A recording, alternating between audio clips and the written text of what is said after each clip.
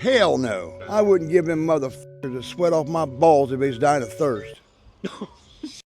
I'm fucking for real, man. I get it. am fucking sick of them. This is You know, I don't give a fuck if they put a Haitian in every fucking house. I'll be the only white person here.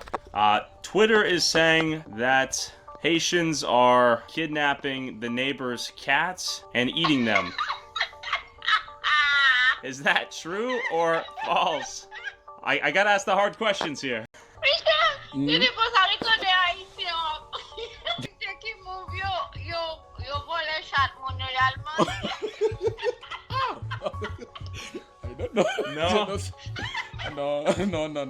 Why is everyone coming here? Haïtien vient ici pour travailler, mais manger chat, non.